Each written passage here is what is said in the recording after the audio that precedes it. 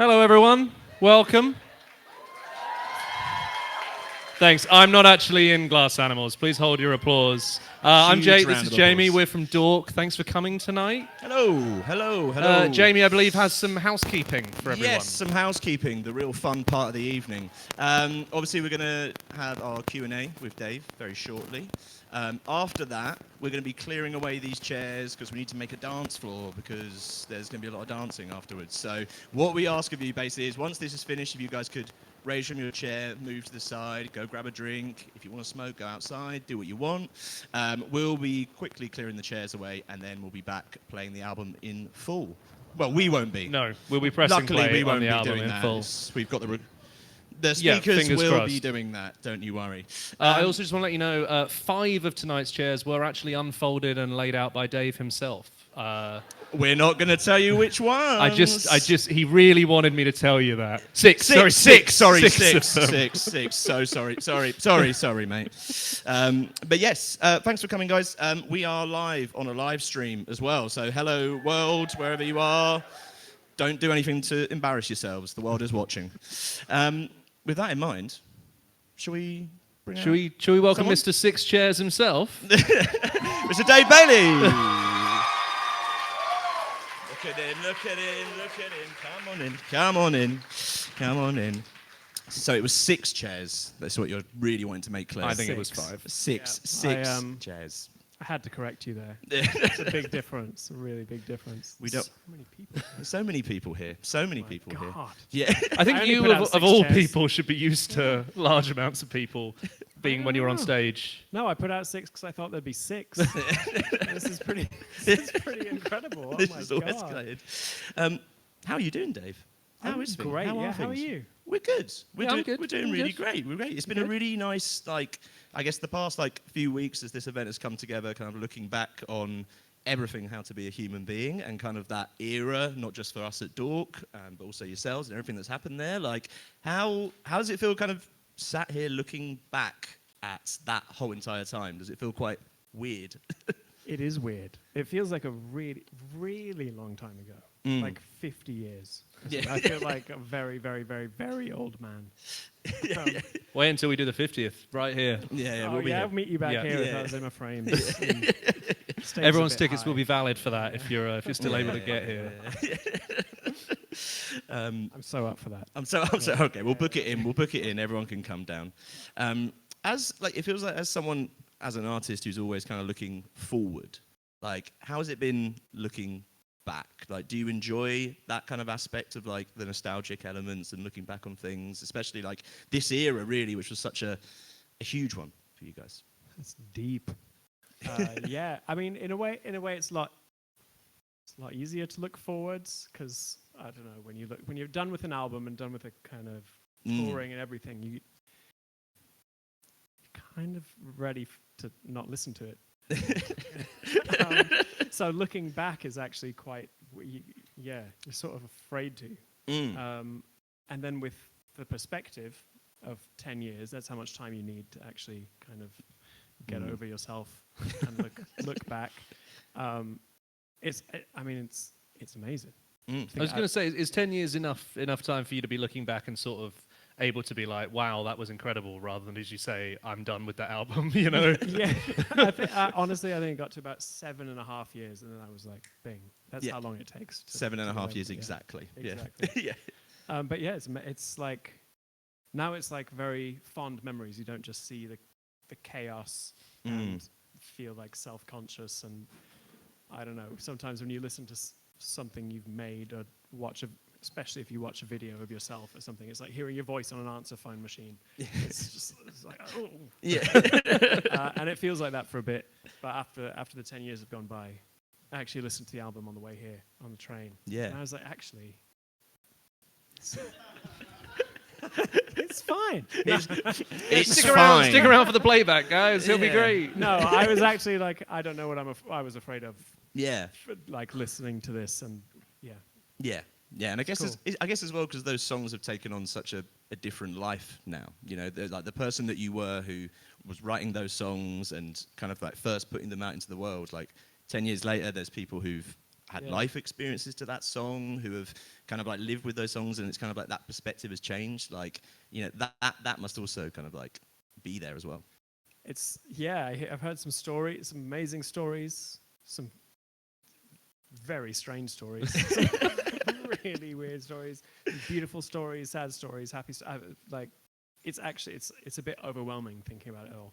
And I've kept all of these from that tour era. Kind of kept everything that was given to me and all the letters and things, and I've been once in a while I go back and look through it all, and it's actually like quite an emotional process. Well, you still had a copy of the Dork cover, didn't you? Was that you saying when we were back there? We were like, have a look at this, and you were like, I've got it, mate. I have it. There's a couple of them around. I don't know who's got their hands on them, but 10 years ago, was it a full 10 we put you on the cover? 10 years ago. Yeah. 10 years.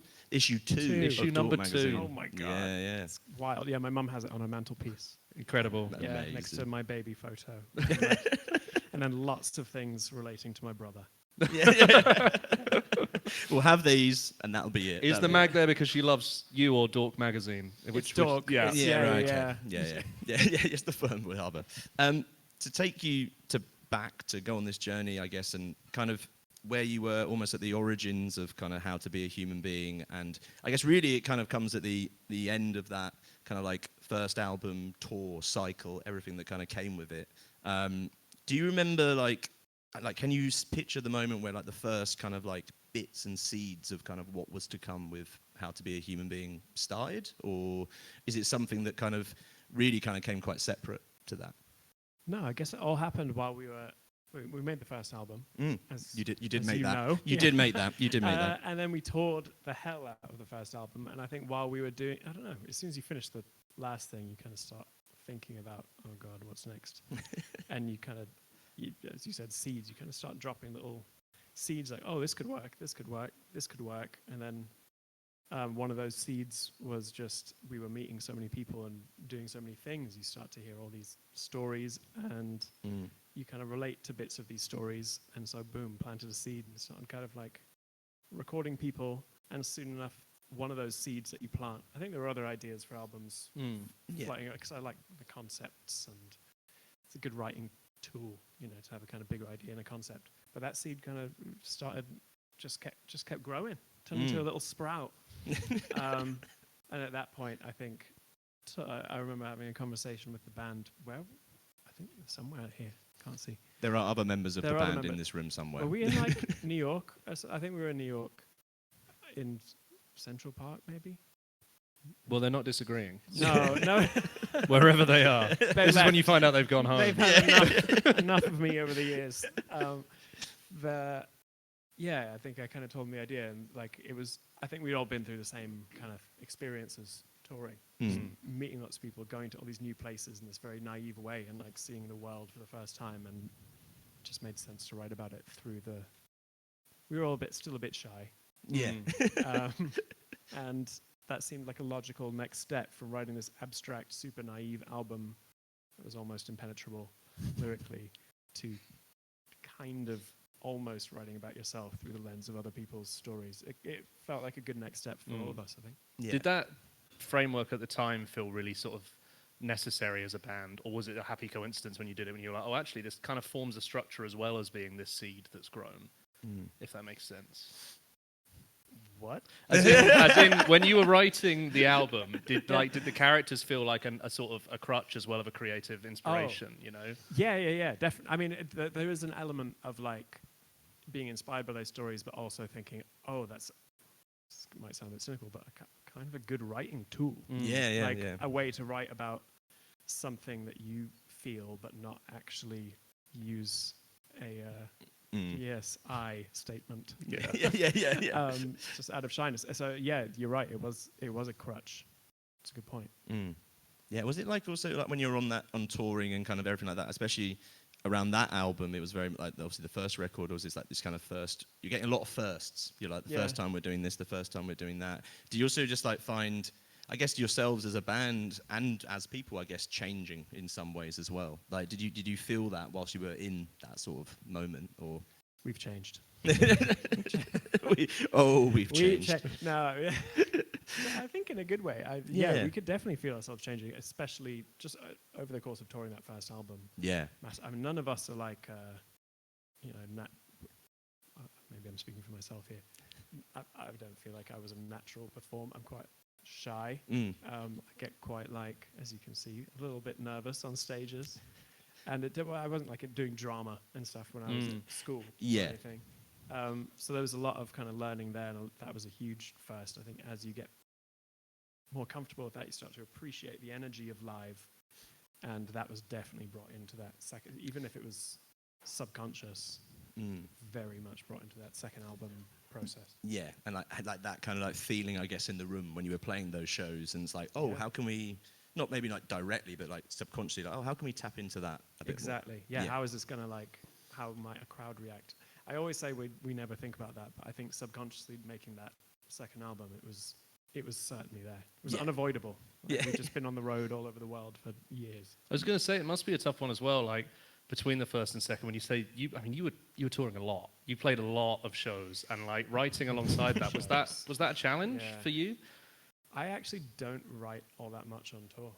I think there were a couple of little bits. One, I think maybe like Youth happened in a little kind of downtime. I remember because I was having some downtime at my mum's house. Cool. And I kind of started Youth at that point.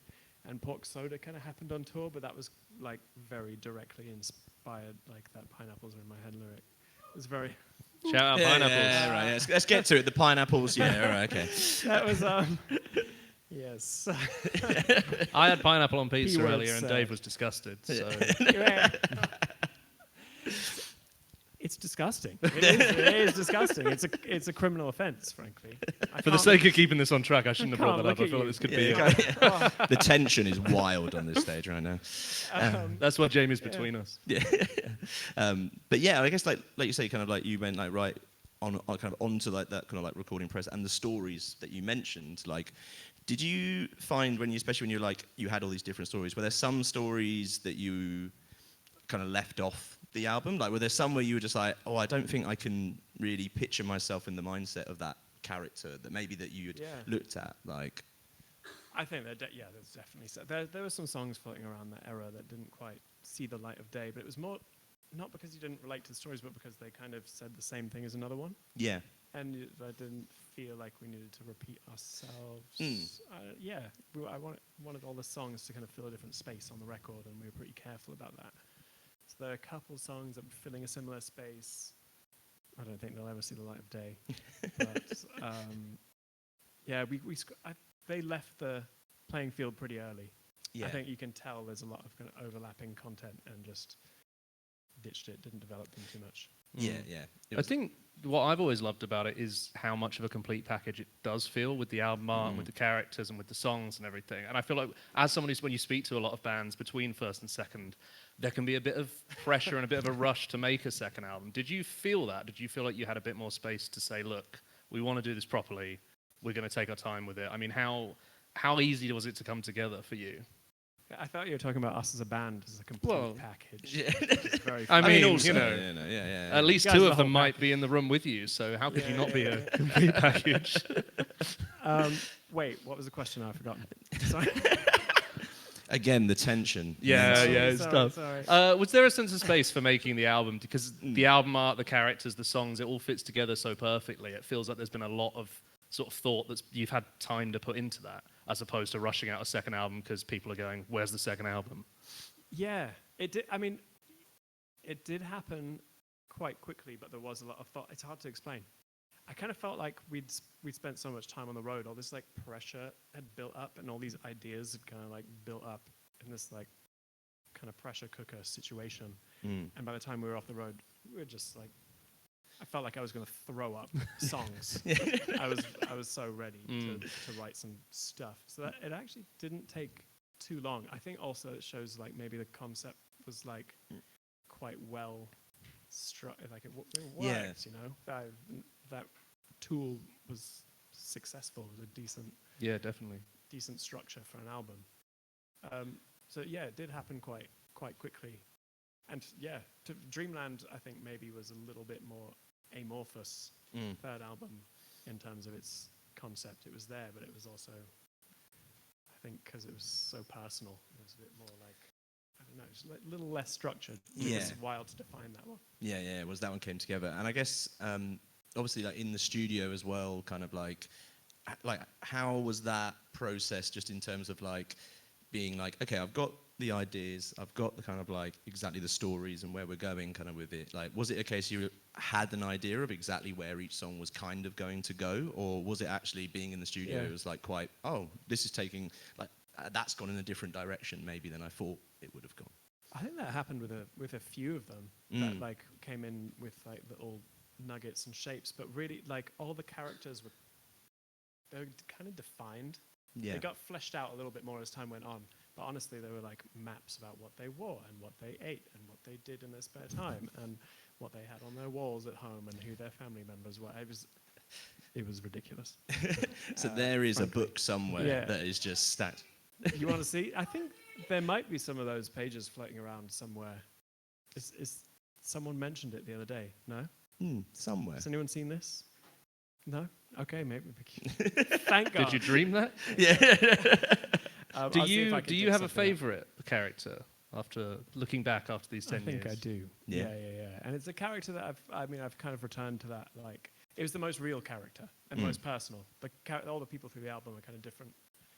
Most of them were kind of passing, just meets and quite quick, maybe a taxi ride or conversation at a bus stop or after a show or something like that. And then there's if everyone knows what I'm talking about, I'm just going to say it. Agnes, is the last song is definitely the most personal. Yeah.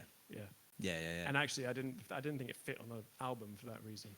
It wasn't exactly my choice to put it on. Yeah, I was about to say, was there a moment? Was there a moment where Agnes would not have been on that album? Yeah, there was a moment, and I think the band convinced me to do it. I think also the reaction from people playing that song. Like, I remember playing it to Joe's dad, and Joe's dad's reaction was quite a big, like, I mean, it was huge. Yeah. Yeah. And he was like, "You got to put that on the album." And you were like, and okay. And who are you to deny Joe's dad? I mean, no, he's one of the elders, we call him. He's like, I'm sure he loves that. like a committee. Yeah. I probably, sorry if you're watching this live stream, Mr. C-word. You are one of the elders, but in a kind of wise man kind of way, Yeah. That's it.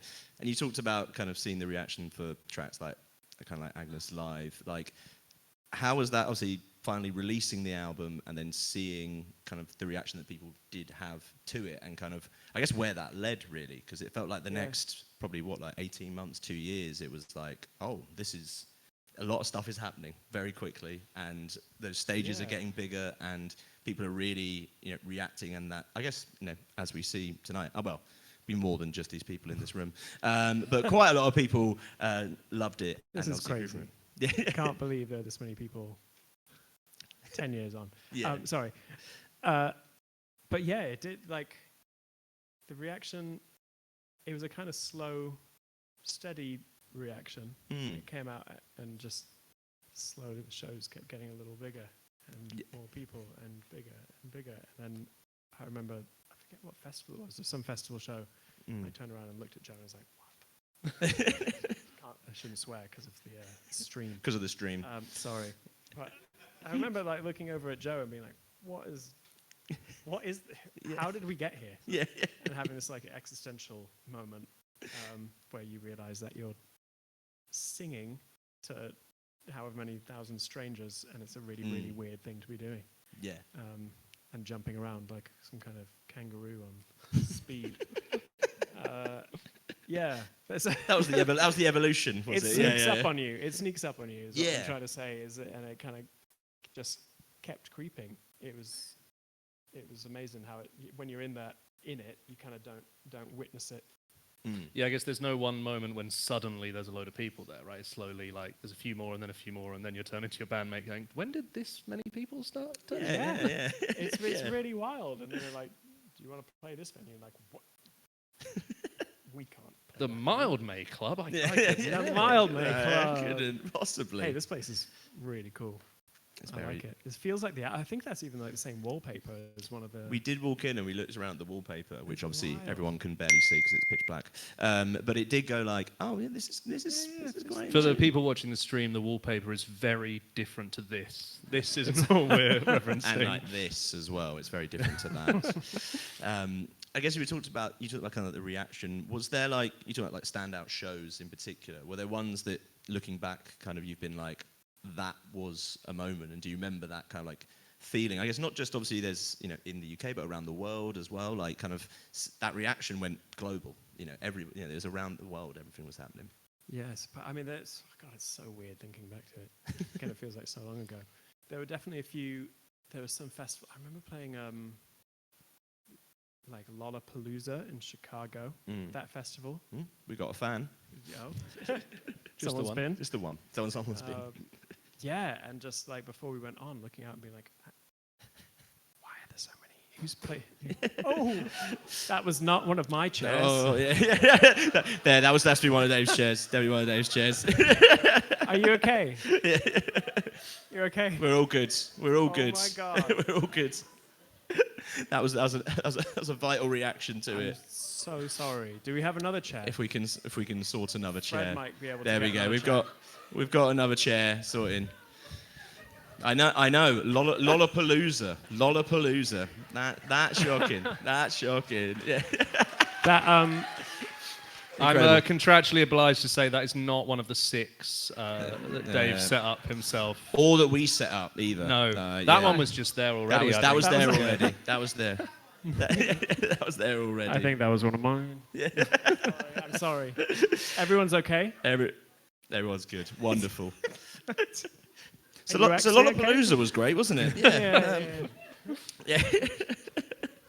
That was quite. You just kind of dropped 2 feet instantaneously. Yeah. Like a magic trick. Yeah. So cool. Perfectly down. Oh, brilliant. Okay, as long as everyone's all right. Okay, that's I'm good. happy. We're good. Okay, I'm so sorry. Yeah. Next time I'll check all the seats. Yeah.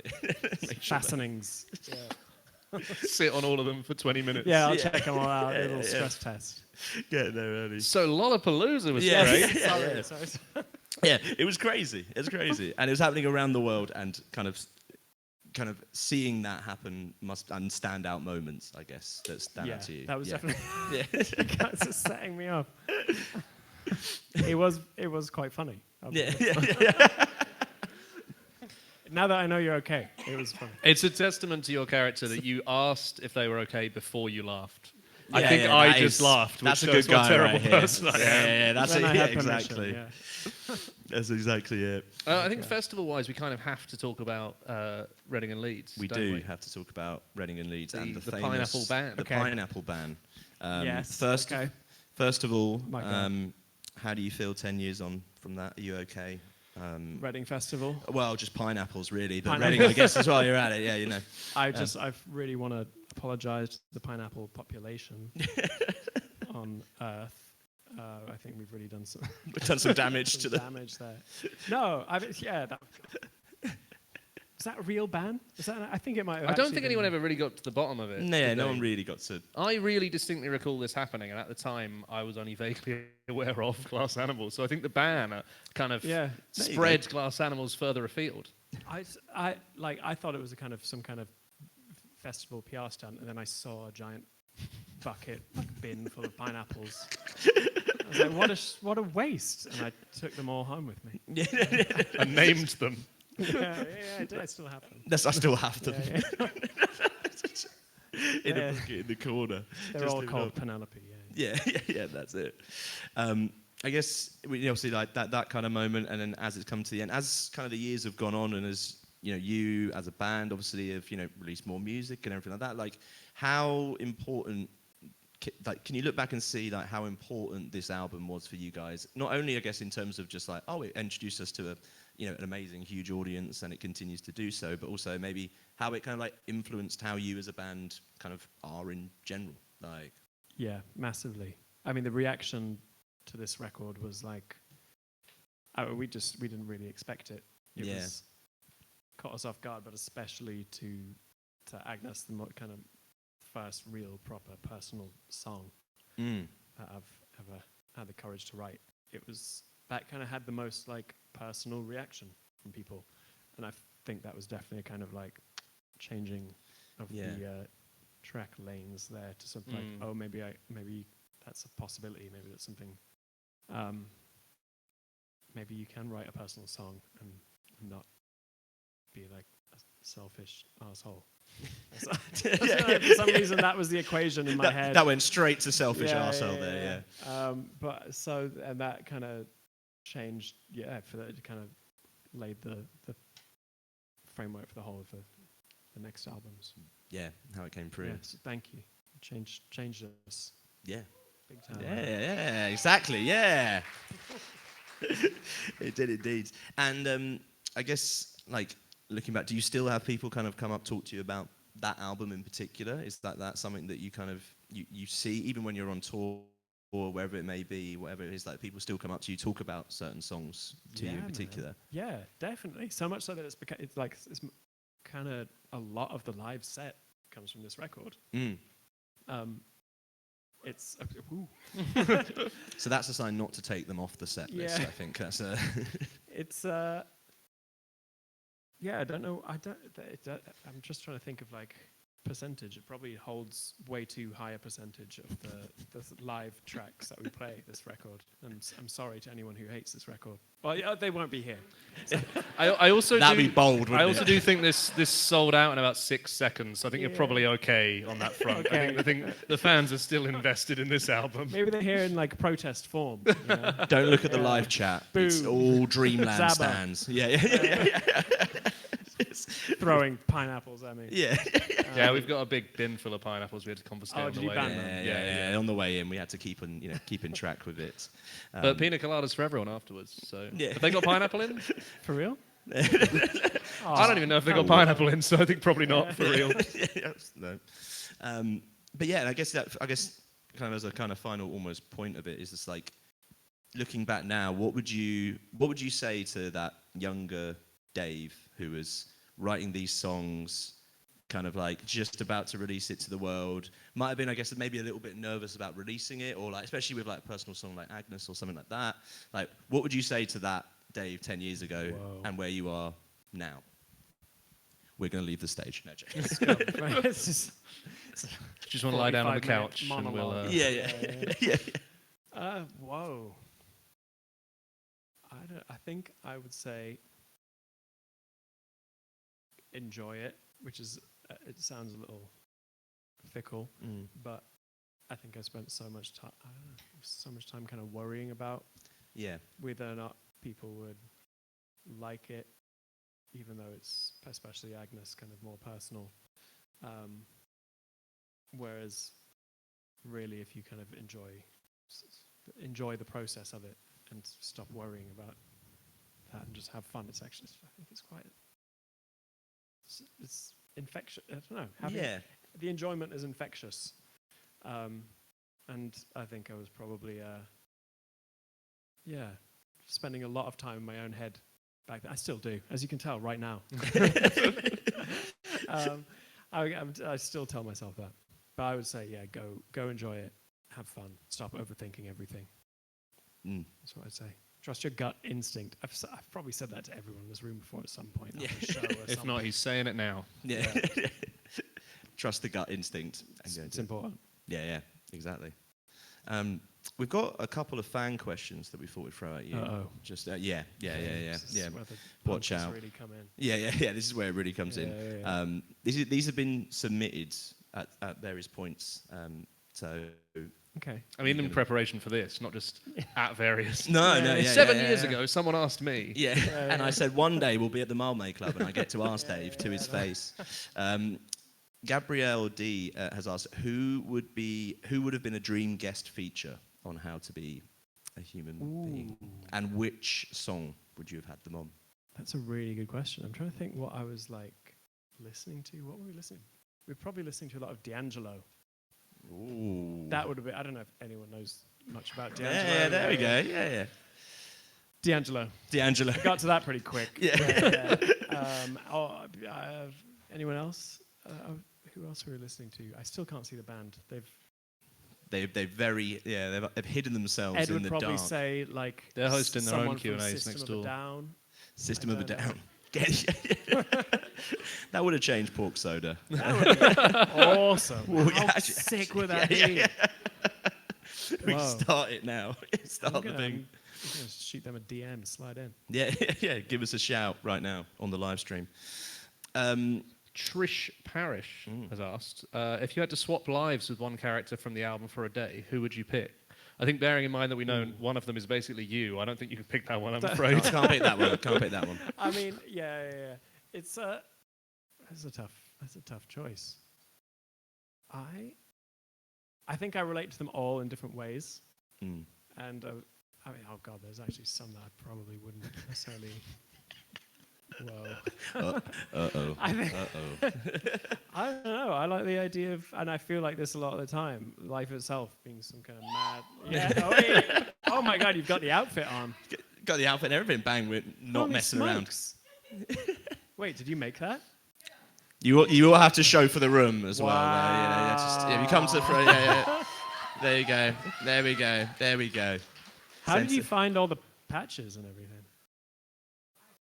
You searched. Wow. I searched a lot. They exactly the right ones. Yeah. Wow. Well done. Congratulations. That's Round of applause. That's there. commitment. That's impressive. That's There it. you go. That is good. That is good. Have you ever? days when I'd be all of them. Yeah. Like different days, different people.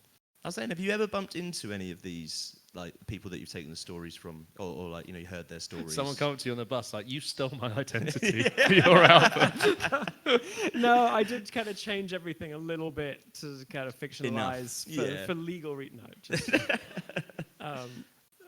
I tweaked the stories a bit just to add more dimensions and stuff. I didn't actually meet these people for long. Sometimes it's like 4 minutes. Yeah. At times. I don't think I've bumped into some of the actors from the cover. Definitely. Yeah. Sometimes it would be like playing a show, and then I'll look over and They're there. oh my god. There's an This is amazing super photo weird. down here, which is you kind of like helping with the kind of cover shoots, and you're kind of like sorting someone's hair out. I'm overthinking. Yeah. Chuck. Bang. Yes, you bumped into them. You bumped into them. I've actually bumped into Chuck a couple of times. A couple of times. Yeah. He's doing good. I haven't bumped into any of. I don't think I've bumped into any of the real life people. But I'm not a very sociable person. I tend to kind of hide in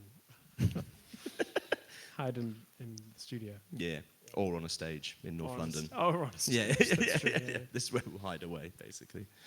I think we might be out of time. Are we? On this occasion? One more? Do we have One time more? for one more? Yeah, go on. Okay, we can have This one is more. dangerous. This is where it gets really tough. Yeah, hope you. Yeah, those are the only two nice ones. I'm When was the afraid. last time you cried? Yeah, these are bad ones.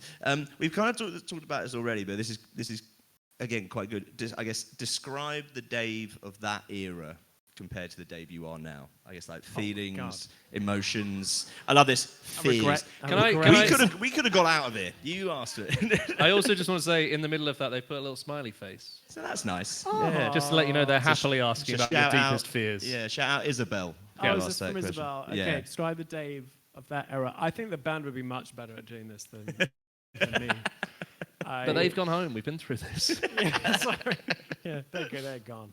Like 6 Guinnesses deep. 6 Guinnesses. 6 Guinness. Guinai. Yeah. We've got a connoisseur in. Thank you, Mr. Thank you, Mr. Guinness, on the front row. A rake of Guinea for me, please. I don't. What was? I mean, you can see it. You can see that. You can see it all in Are this. you actually going to in this physically wonderful describe the That Dave? guy right here. Yes. He looks younger. 10 So- years younger. Maybe a bit shorter. Actually. I think I've grown, possibly. I don't know. Yeah. Do you feel? It's a good question. Yeah. Do you feel kind of like it's not even like more, you maybe more wiser? confident, but like wiser? Are you wiser? I'm probably a little wiser, and I'm probably a little less like self-conscious. Yeah. And probably a little more, I don't know, it's just, I think it's less self-conscious is probably the word. Yeah. I was very self-conscious back then. I was nervous about doing anything. But now I feel okay. And I think that's like credit to all of the support here and people being so kind over the years. And like, I think after making this album and touring it and having that incredible feedback, I don't know, that gives you that, like, things are going to be okay. Yeah. Things are going to be all right. People have Exactly. been amazing and kind, and here we are 10 years later with people still being amazing and kind. So it's just very lucky. Very lucky. Well, that is a wonderful. That's note a to wonderful end on, way isn't it? to end it, isn't it? Ladies and gentlemen, please give up for Dave Bailey, everybody. Dave Bailey. Phenomenal scenes. He'll be back later for the hotly anticipated DJ set, so you're going to want to stick around for that. We heard sound check. Oh, yeah. Oh, yeah. Oh, yeah. Thanks, everybody. As mentioned, guys, so we're now going to be clearing away all of these lovely chairs, so if possible... All the chairs that haven't collapsed will be Yeah.